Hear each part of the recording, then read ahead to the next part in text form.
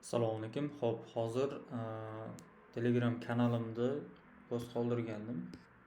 Ya'ni viloyatlardan tushadigan lidlarni qanday qilib sonini yoki kolичествосini kamroq qilish masalasida post qilgandim. Ya'ni bu yerda bu bitta proyektda ko'rsatilgan natija, ya'ni Toshkent viloyati belgilangan, shaharni belgilab 40 kilometr radiusda kiritib qo'yishgan. Bu offline biznes uchun qilingan xato. Pastda mana bu nimani ham yoqib qo'yilgan, galishgan. Buni nima qilish kerak degan savol bor. Shunga yechim bergandim. Ya'ni eng oddiy texnik ishlar. Birinchisi, viloyat Toshkent shahar tanlanadi kerakli radius. Misol uchun 5 kilometr yoki 6 kilometr radius tanlanadi. Keyin boshqa mana bu viloyatlar yoki Toshkent viloyatidagi asosiy shaharda atrofidagi asosiy regionlar belgilab chiqazib yuboriladi. Deb ba'ziviy eng oddiy yechimlarni bu yerda keltirganman. Kommentda ham fikrlab berishgan. Ya'ni filtr qo'sh formada boshqa viloyatdanman degan odamlar chiqazib yuborish, bu variant berishgan. Bu yerda eng yaxshisi kreativni o'zida filtrlash. Ya'ni bu eng optimal yechimlardan bittasi. Real holatda bu qanday sodir bo'lishini, ya'ni case bilan ko'rsatib bermoqchiman. Hozir ikkita proyektdagi 3 ta case ko'rsataman, qanday yechim qilingan. Hop, birinchisi Let's Animate o'quv markazida offline lidlar, kurslar offline, lidlar viloyatdan lid muammosi bo'lgan, tushish. Plus Gangada yangi filial ochilgan yoz oyida.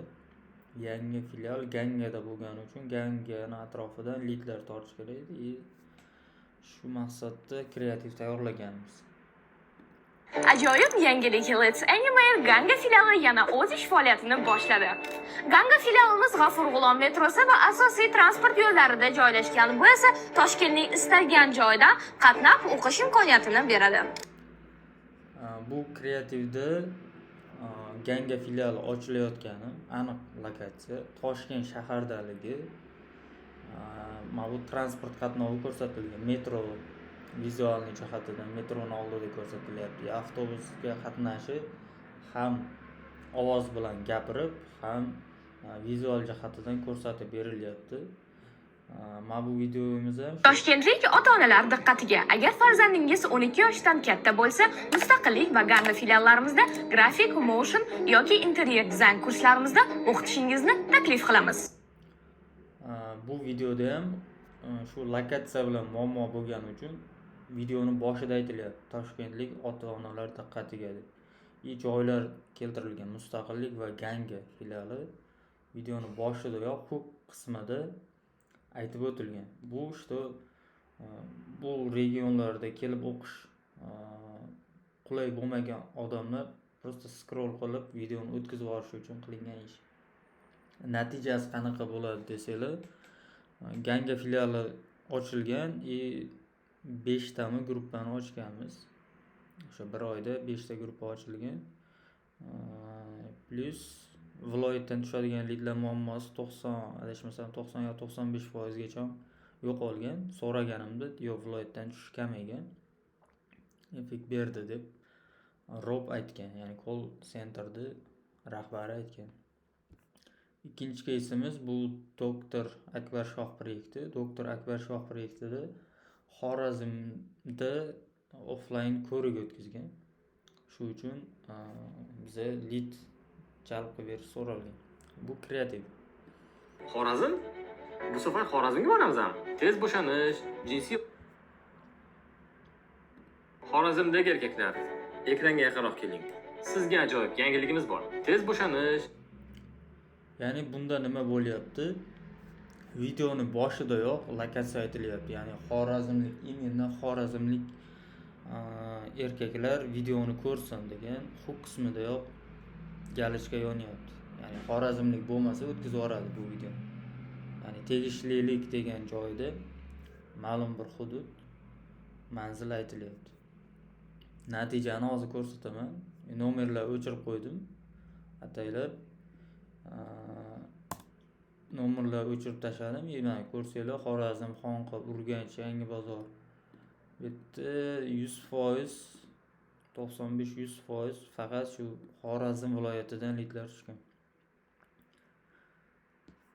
Aynan shu doktor Akbar Shoh Qo'qonda o'zini ko'rigini o'tkazgan. Keyingisi Qo'qonda bo'lgan.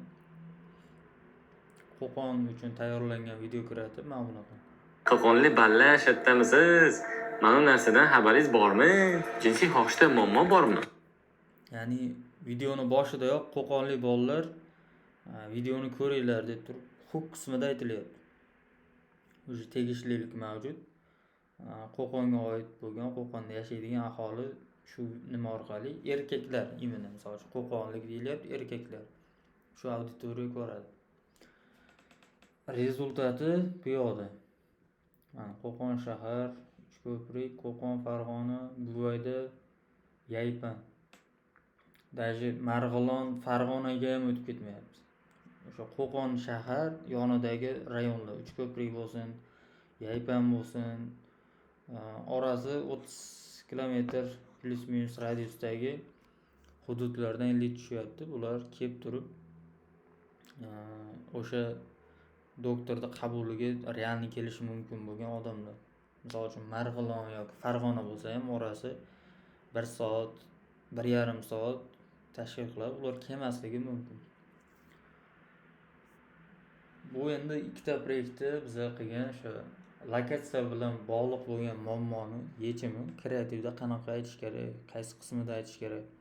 Deylik, mana bu videoda 49 minutlik video qilingan. Ya'ni davomida misol uchun o'sha doktorni qabuliga kelish kerak bo'lgan o'sha qabulning ma'nosi, informatsiya berilyapti. Qanaqa, nima uchun, qaysi sanada. Agar videoni boshini mana bu yerdan boshlab Aksiga olib, hali boshlamay turib aloqani videoni boshida Qo'qon haqida gapirgan joy oxiriga o'tkazib qo'ysa, boshqa regionlardan tushish ehtimoli ko'p. Sababi videoda ketma-ketlikda, ya'ni lokatsiya birinchi planga chiqmagan bo'ladi. Agar qayerda bo'lishini oxirida aytilsa, videoni oxirida aytilsa, bu narsa lead sifatiga ta'sir qiladi.